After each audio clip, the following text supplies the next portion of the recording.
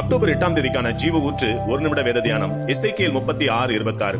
உங்களுக்கு நவமான இருதயத்தை கொடுத்து உங்கள் உள்ளத்திலே புதிதான ஆவியை கட்டளையிட்டு என்பதே. கர்த்தர் தம்முடைய ஆவியை நமக்குள் அருள்வதற்கான பிரதானமான சில காரணங்களை இன்றைக்கு தியானிக்கலாம்.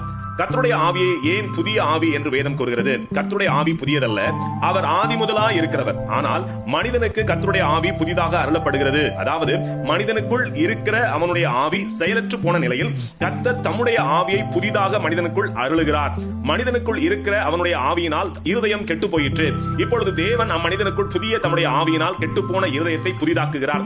கர்த்தர் தம்முடைய ஆவியை நமக்குள் அருளுவதற்கு மற்றொரு முக்கிய காரணம் என்னவென்றால், எசேக்கியேல் 36:27 உங்கள் உள்ளத்திலே என் ஆவியை வைத்து உங்களை என் கட்டளைகளில் நடக்கவும் என் நியாயங்களை கைக்கொள்ளவும் அவைகளின்படி செய்யவும் பண்ணுவேன் என்று கர்த்தர் கூறுகிறார். ஆம், கர்த்தருடைய பரிசுத்த ஆவியானவர் துணை இல்லாமல் ஒரு மனுஷனும் அவருடைய கட்டளைக்கு கீழ்ப்படிந்து நடப்பதற்கோ அல்லது அவருடைய நீதி நியாயங்களை கைக்கொண்டு அவைகளின்படி நடக்கவோ இயலாது.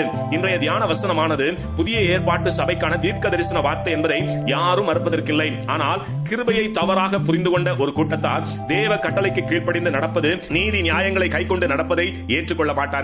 பரிசுத்த ஆவியானவரை பெற்றுக்கொண்ட யாவரும் ஆவியின் பிரமாணத்திற்கு உட்பட்டவர்களே. இதைத்தான் ரோமர் 8:13 ஆவியினாலே சரீரத்தின் செய்கைகளை அழித்தால் பிழைப்பீர்கள் என்று கூறுவதை கவனியுங்கள்.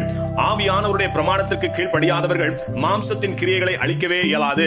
ஆகவே கிறிஸ்துவுக்குள் புதிதாக்கப்பட்ட நாம் பரிசுத்த ஜீவியத்தை தொடர்ந்து காத்துக்கொள்ள ஆவியின் பிரமாணத்துக்கு உட்பட்டு ஆவியானவர் துணையோடு நீதி நியாயங்களை நிறைவேற்றி பரலோக ராஜ்யத்தை சுதந்திரிப்போம்.